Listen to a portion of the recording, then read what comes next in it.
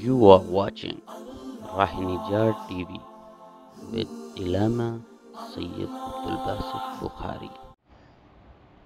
اعوذ باللہ من الشیطان الرجیم بسم اللہ الرحمن الرحیم قال اللہ تعالی فی الکلام المجید والفرقان الحمید فاذکرونی اذکرکم واشکروا لی ولا تکفرون وقال فی مقام آخر لئن شکرتم لازیدنکم ولئن کفرتم ان عذابی لشدید صدق اللہ مولانا العظیم صلو علی الحبیب اللہم صلی علی سیدنا و مولانا محمد وبارک وسلم وصلی علیہ۔ گفتگو کا عنوان اللہ رب ذوالجلال کی بارگاہ میں شکر ادا کرنے کے حوالے سے ہے۔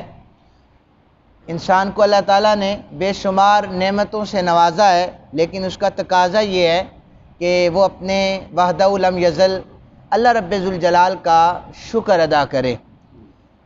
قرآن حکیم میں جو میں نے پہلی آیت پڑھی ہے، اس کا ترجمہ یہ ہے کہ تم مجھے یاد کرو، میں تمہیں یاد رکھوں گا، اور میرا شکر ادا کیا کرو، میری ناشکری نہ کیا کرو۔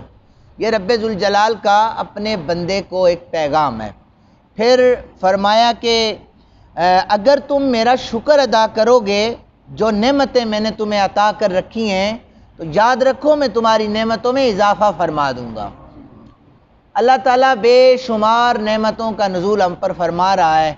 ایک ذرا برابر کوئی جھٹکا آ جائے، یعنی کوئی نعمت ہم سے لے لے، چھین لے، ذرا سا لاس ہو جائے، تو ہم گلے اور شکوے کرتے ہیں کہ مالک پتہ نہیں ہم سے کیوں یہ نعمت لے لی گئی ہے۔ حالانکہ رب ذوالجلال نے یعنی ان گنت نعمتیں ایسی انسان کو عطا کر رکھی ہوتی ہیں جن پر وہ شکر ہی نہیں ادا کر سکتا۔ میں ایک مثال دے دیتا ہوں۔ یہ ہماری آنکھ ہے، اس کے پپوٹے جو ہیں یہ کھلتے ہیں، یہ کھلنا بھی اللہ کی نعمت ہے، یہ بند ہونا بھی اللہ کی نعمت ہے۔ کبھی اس پر شکر ادا کیا ہے؟ کبھی اس پر شکر کسی نے ادا کیا ہے؟ ہمیں توجہ ہی نہیں دیتے کہ یہ تو بڑی چھوٹی سی نعمت ہے، لیکن یہ اگر پپوٹے بند ہو جائیں، کھلے نہ پھر، اور اگر کھل جائیں بند نہ ہو پھر، اگر صبح کا سورج طلوع ہو جائے، آپ اللہ کی نعمتوں کو شمار کرنے لگیں، شام ہو جائے آپ اس کی نعمتوں کو شمار نہیں کر سکتے۔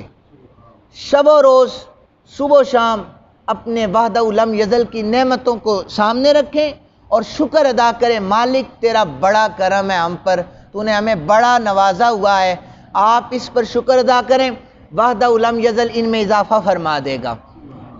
حالات اچھے ہوں تو اللہ یاد نہیں آتا، حالات ذرا سے بگڑ جائیں، امام صاحب دعا کریں نا، کاروبار میں برکتیں نہیں ہیں۔ سجدہ بھی تب یاد آتا ہے جب تھوڑے سے حالات خراب ہو جائیں، حالات اچھے ہو جائیں تو پھر بیماریاں یاد آ جاتی ہیں، لیکن انسان کو اللہ کے آگے جھکنا بھول جاتا ہے۔ ہمیں چاہیے کہ خوشی میں بھی اللہ کو یاد کریں، غمی میں بھی اللہ کو یاد کریں۔ وہ دے کر بھی آزماتا ہے، لے کر بھی آزماتا ہے۔ دے کر آزماتا یہ ہے کہ کون سا میرا انسان جو ذرا لگام کے اندر چل رہا ہے، اس پر شکر ادا کر رہا ہے۔ وہ لے کر آزماتا ہے، میں دیکھتا ہوں صبر کون کرتا ہے۔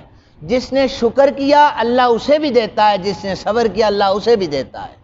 اور جو اللہ جس سے اللہ لے لے وہ گلے شکوے کرے، اور جس سے اللہ دے دے وہ تکبر میں مبتلا ہو جائے، تو یاد رکھیں ایسا انسان بے لگام جانور کی طرح ہو جاتا ہے، اسے نہ اللہ پسند کرتا ہے نہ اللہ کا رسول پسند کرتا ہے۔ حضرت انس کہتے ہیں نبی پاک صلی اللہ علیہ وآلہ وسلم نے فرمایا، اللہ تعالیٰ اس بات سے راضی ہوتے ہیں کہ بندہ کھانا کھا کر اللہ کا شکر ادا کرے یا پانی پی کر اس کا شکر ادا کرے۔ اچھا، شکر کا مفہوم تو دیکھیں ذرا، آج کے اس انسان نے شکر کا مفہوم پتہ ہے کیا لیا ہوا ہے؟ یا اللہ تیرا شکر ہے، یا اللہ تیرا شکر ہے۔ زبان سے شکر ضرور ادا کریں، لیکن اللہ کا شکر اس وقت بھی ادا کریں جب اس کے گھر سے بلاوا آ جائے کہ میں تیرے اوپر اپنی نعمتوں کی بوچھاڑ کر رہا ہوں، میرے آگے جھکنے کا وقت آ چکا ہے، آنا ذرا میرے گھر میں۔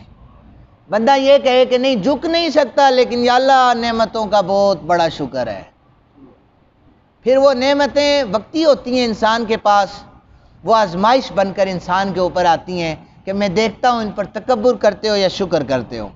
نبی پاک صلی اللہ علیہ وآلہ وسلم نے فرمایا، جس میں دو باتیں پائی جائیں اللہ اپنی بارگاہ میں اسے صابر لکھتا ہے، شاکر لکھ دیتا ہے۔ وہ کون سی دو باتیں؟